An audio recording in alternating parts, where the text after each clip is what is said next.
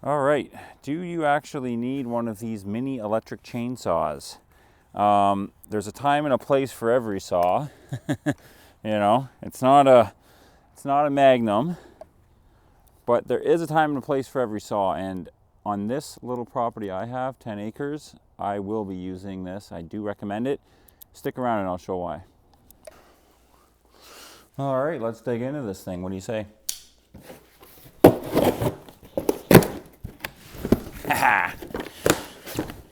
I love doing a little unboxing, eh? It's like Christmas. Cool. Wow, comes in a really nice professional box. 4-inch cordless electric chainsaw. Mini electric chainsaw. This is from Saker, like I think I was saying. This is a sponsored video. They did reach out to me and see if I wanted to test this product out. It's even got a branded battery by the looks of it as well. Cool. I'm like legitimately excited to test this thing out. As you can see behind me, been getting into doing some woodworking. Not woodworking, but with the sawmill there, I work with an arborist from time to time, and I end up getting some really big logs, maple and oak and cool stuff like that. So I've been using the sawmill to slab up some pieces. I was making some 2-inch pieces for a family member, so we're doing a lot more wood stuff. So when Saker offered to send this to me, I was really excited, actually, to be completely honest. So yeah, it comes with a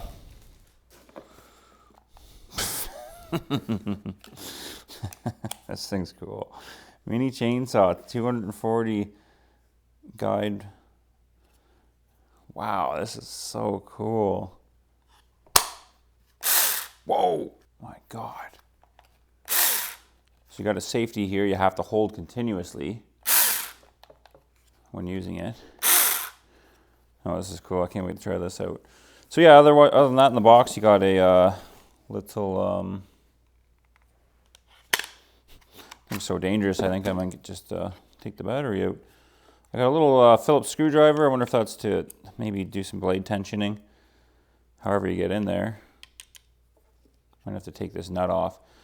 The main reason I was excited to try this product when they reached out to me was, we do a lot of firewood here, so my wife's always, filling up the wood stove and stuff like that. So I got these little pieces that are just a little too long to fit into the wood stove for whatever reason, if I cut them wrong or they split or whatever. And I think she would feel comfortable running this. Not to say this is a product for only girls, but I could find some. And then my other use I was thinking is on the chainsaw mill. So every now and then I get a piece of lumber or something I run through and hit a nail or something like that, and sometimes they're really deep, so it's tough to get into the wood and to get that staple or nail out. So I was thinking I could probably use this, just kind of go down next to it because it's got the depth. Cut maybe 4 little corners next to it, then I can get in there with my screwdriver or something, chip away, and then get the nail out. So that's what I want to try this product out for, but let's see what it can do. Okay, Jade is going to test out the chainsaw first. It's dark out. Yeah, I think that'll work. So that's just an old Western red cedar piece of, we call them hydro poles. Well, I don't know. You should get some gloves on. Definitely get some gloves on. Safety first. You should have eye protection, and I got chaps for you. Oh my God, get out of here. Chaps are up there. Don't rip your arm off with that thing.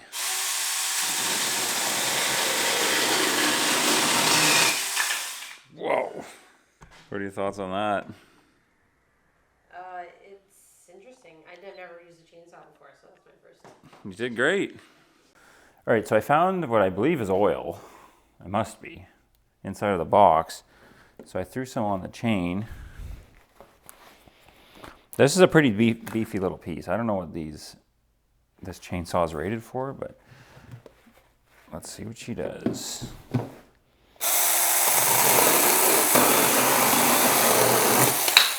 Cool. You'd really hear it torquing down, eh? Like butter. Like butter?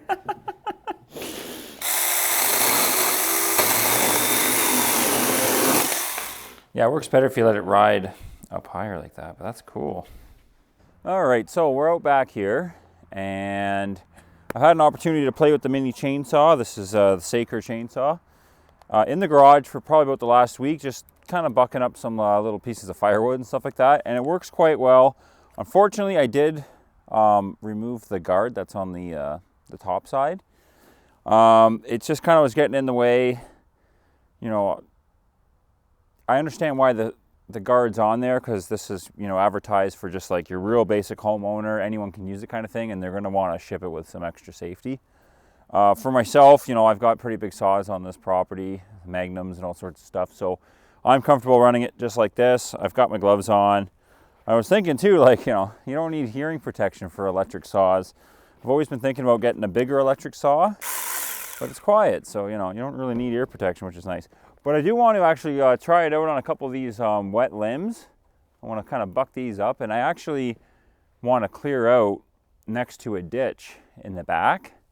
You know, I'm not going to be taking out, you know, 3 and 4 inch giant pieces with this thing, because if that's what I was doing, I would use a bigger saw. But I want to see what the kind of limitations are before you get frustrated with this thing, because there are going to be limitations. It's pretty small. But we'll do that quickly, and then I just thought of a really cool idea with the sawmill. Because, well, I'll show you in a minute, okay? So let's see what it does for these. I've never tried it out on like live limbs before, so I'm not sure what it's going to do, but let's give it a try.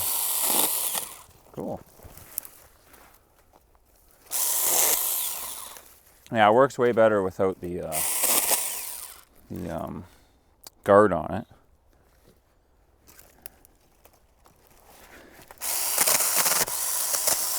Back cuts don't really work because this chain's too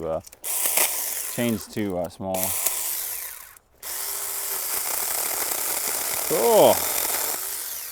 Man, it's got a bit of torque. Really. Going lefty with it now. Wow. Let's see how it looks on this bigger limb.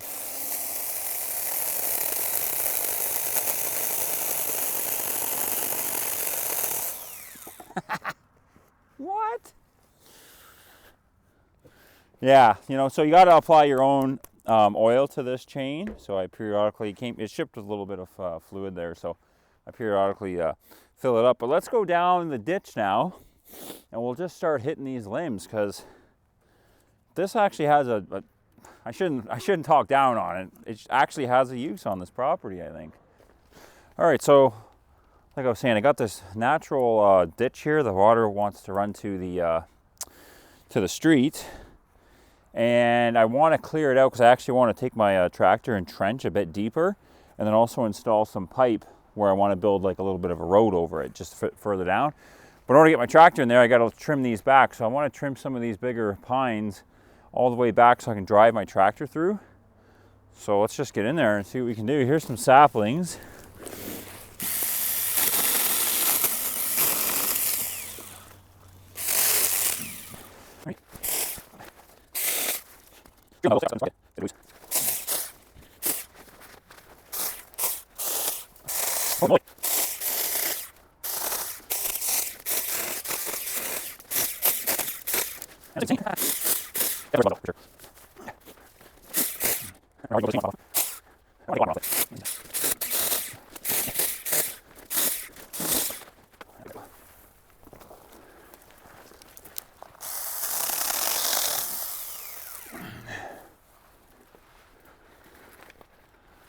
Cool.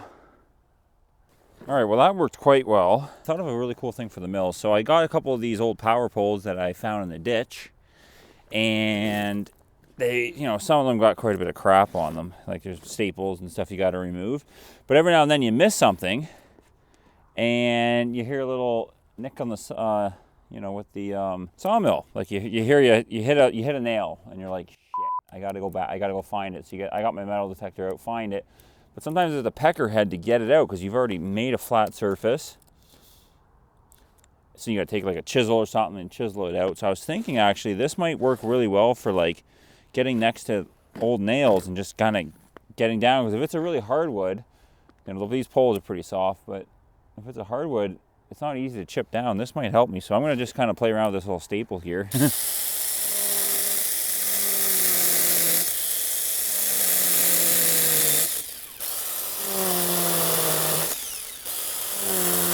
yeah. Yeah, that's sweet.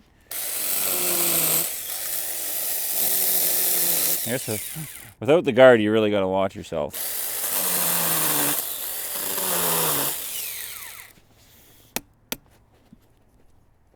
Oh yeah, look at that. Pulls right out. That's slick.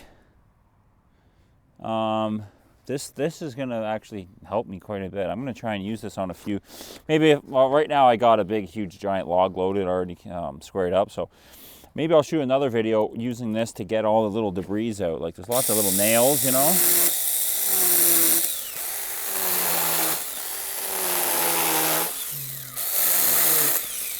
Yeah, without yeah, this is gonna go way faster for sure. I'm pretty excited for that.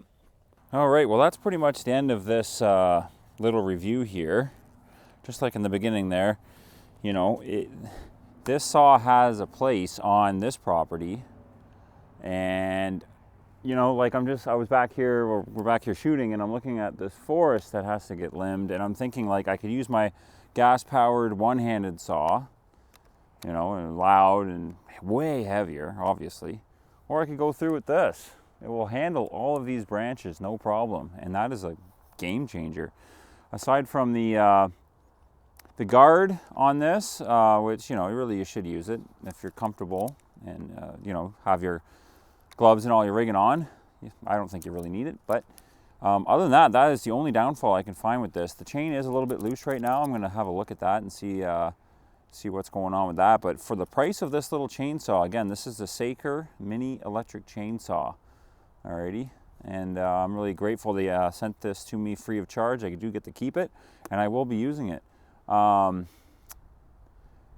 like it's so cool. I've always wanted one of these, I'll be honest with you, just to see, you know, if they're really worth getting.